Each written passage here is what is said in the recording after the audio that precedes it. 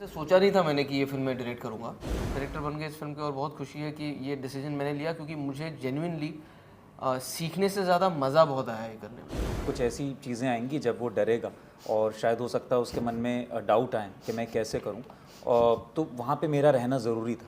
तो ये सिर्फ मेरे लिए ही करनी ज़रूरी नहीं थी ये फिल्म, ये इसलिए भी ज़रूरी थी कि कुणाल की पहली फिल्म है। कैसे सोच में आया कि एक्टिंग के बाद भी ये डायरेक्टर लेवल जो मडगांव एक्सप्रेस आप लेके आए हैं, बताइए इस फिल्म के बारे में थोड़ा। ये एक्चुअली ऐसे सोचा नहीं था मैंने कि ये फिल्म मैं डायरेक्ट करूँगा। हालांकि मुझे ऐसा लगता है कि ज़्यादातर एक्टर्स जब सेट पे रहते हैं तो कहीं ना कहीं उनके दिमाग में भी एक तरह की डायरेक्शन तो चलती रहती है। तो वैसे रोमांटिसाइज़ किया था बट लेकिन ऐसे सीरियसली उस पर कुछ ध्यान नहीं दिया था। हाँ, राइटिंग मुझे बहुत पसंद थी और करता रहता था क्रिएटिव राइटिंग। तो ये दरअसल फिल्म मैंने जब लिखी थी तो ऐसा सोच के लिखी थी कि अगर कभी बनी या कभी मैंने पहले पिच भी की और अगर कभी बनी तो इसमें मैं एक्टिंग कर लूँगा। लेकिन इस फिल्म की अपनी एक किस्मत थी कि जब तक ये एक्सेल तक आई तो अलग अलग मोड पे जिन्होंने ये स्क्रिप्ट पढ़ी थी उन्होंने हमेशा मुझसे कहा था यार तुमने लिखी एक अलग तरीके से, आई थिंक तुम्हें बनानी चाहिए। तो मैंने सीरियसली नहीं लिया था ज़्यादा और ना ही मैं मेंटली प्रिपेयर्ड था। लेकिन अब जब एक्सेल तक ये बात आई और उन्होंने भी ये सेम चीज़ मुझसे कही तो मैं कहा नहीं यार, अगर मौका आ रहा है और पैशन है तो बिल्कुल I want to seriously kind of do this. तो इसीलिए इस फिल्म को बनाने से 2 साल पहले जब मैं फिल्म्स कर रहा था तो वैसे ही हर डिपार्टमेंट में थोड़ा ध्यान तो रहता था, अब थोड़ा एक्स्ट्रा ध्यान देने लगा था कि किस तरह से क्या होती है चीज़ें, कि हर डिपार्टमेंट कैसे वर्क करता है, प्लानिंग किस तरह से करनी चाहिए। तो वो अब इस वक्त यूज़ हुआ और वैसे ही डायरेक्टर बन गए इस फिल्म के और बहुत खुशी है कि ये डिसीजन मैंने लिया क्योंकि मुझे जेन्युइनली सीखने से ज़्यादा मज़ा बहुत आया ये करने में। तो कैसे आपने चूज़ किया, जब कास्टिंग पे बात आई, कैसे देवेंद्र, कैसे नोरा, ये सब बातें कहाँ से शुरू हुई? तो मुझे हमेशा से एक्चुअली पहला तो क्रेडिट जाता है प्रोड्यूसर्स को जिन्होंने ये छूट दी मुझे एज अ राइटर डायरेक्टर। ना सिर्फ ये फिल्म दी डायरेक्ट करने के लिए बट ये भी कहा कि तुमने जैसे इमेजिन किया है whatever you want to do you tell us and will make it happen. और मुझे जब वो छूट मिली कि I could work with any actor, I really wanted to work with actors who had not been seen doing things like this. जैसे मुझे दिव्येंदु का पता है कि वो बहुत अच्छा कॉमिक टैलेंट है जिसने बहुत सारे उसे कॉमेडी की नहीं थी और मैंने दिव्येंदु की कॉमेडी और उसकी जो परफॉर्मेंस देखी थी मुझे उससे एक अलग एनर्जी लानी थी। तो and he fit the role of Dodo really well. Pinku Prateek का again I seen his work before, वो मुझे पता है थिएटर पे भी बहुत काम करता है और मुझे पता था अब उसने स्कैम किया है तो उसको कम से कम 2 साल तक सिर्फ इसी तरह के सीरियस इस तरह के रोल मिलेंगे। तो इससे पहले कि कोई और उससे कॉमेडी करा ले, I wanted to be that one and I wanted to get a Gujarati actor to play this Gujarati character. And Avinash again I wanted to bring the third actor into the mix जिसका सुर थोड़ा अलग हो। और क्योंकि उसने इससे पहले हमेशा सोलो किए थे और ऑल वेरी सीरियस रोल्स, वो गैंगस्टर रहा है बिहार डायरीज़ में, बम्बई मेरी जान में, या फिर लैला मजनू भी जो उसने की, तो उनसे बहुत अलग था ये। तो जब मुझे ये 3 अलग अलग सुर के 3 अलग अलग एक्टर्स मिले मुझे लगा कुछ मज़ा आएगा इसमें। और उसके अलावा जब ताशा की कास्टिंग थी, मेंडोजा की थी और कंचन कुमड़ी की थी, they somehow just fit my character exactly the way I had imagined them. Mendoza तो इनफैक्ट उपेंद्र लिम्बे के साथ मैंने ट्रैफिक सिग्नल की थी तो I would love him as an actor. तो जब मैं लिख भी रहा था तो मैं इमेजिन, पता नहीं कब बनेगी क्या होगा, लेकिन इमेजिन मैंने उपेंद्र को ही किया था कि ये ऐसा होगा। छाया जी को जब मैंने देखा पहली बार स्क्रीन पे तो आई न्यू ये कंचन कुमड़ी है। नौरा का भी मुझे जिस हिसाब की वो किरदार थी मैं क्लियर था कि यार Nora will be a great choice to do this because it's very close to who Nora actually is as a person also.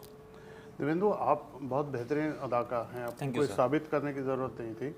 मगर जब एक एक्टर डायरेक्टर बन रहा होता है और जो स्क्रिप्ट आपको अप्रोच की गई, इस तरह की कोई इनसिक्योरिटी होती है कि ये अपने डायरेक्शन पार्ट से जस्टिफाई हो पाएगा या नहीं? सर, मुझे ये पता था कि कुणाल की पहली फिल्म है तो मुझे इसका हाथ पकड़ के आगे ले जाना होगा इसे। कुछ ऐसी चीज़ें आएंगी जब वो डरेगा और शायद हो सकता है उसके मन में डाउट आए कि मैं कैसे करूं, तो वहाँ पे मेरा रहना ज़रूरी था। तो ये सिर्फ मेरे लिए ही करनी ज़रूरी नहीं थी ये फिल्म, ये इसलिए भी ज़रूरी थी कि कुणाल की पहली फिल्म है। आपके इस जवाब पे दोनों हंस रहे हैं जी। क्या कोई राज है? नहीं, पता नहीं क्यों बट ये ज़्यादातर मेरी बातों पे हंसते हैं। हाँ। लेकिन ये मैं मीन करता हूँ इन बातों को। हाँ जी। पब्लिक भी हमें लगता है पूरा हंसेगी। 22 मार्च को आके हंसे तो मज़ा आ जाएगा सर। नौरा, मैं आपसे पूछना चाहता हूँ, आपका कैसा एक्सपीरियंस रहा इन लोगों के साथ काम करने का? अरे बहुत मज़ा आया। हाँ, बहुत मज़ा आया, बहुत ज़्यादा मज़ा आया। आई मीन हमारी केमिस्ट्री बहुत अच्छी थी सेट पे एंड आई डोंट थिंक इसके लिए हमें ज़्यादा काम करना चाहिए था. It just came naturally. Kunal बहुत स्मार्ट डायरेक्टर है. उनको पता है क्या करना है क्या नहीं करना है, उनका विजन बहुत क्लियर है. एंड देवेंदु इतना फ़नी है. I just loved working with him. काम करने का बहुत मज़ा आया तो मुझे. बताइए हमको एक दो फनी किस्सा कोई ऑन सेट. सब कुछ यार, मतलब जब भी वो बात करता है ना, मुझे लगता है कि फ़नी है.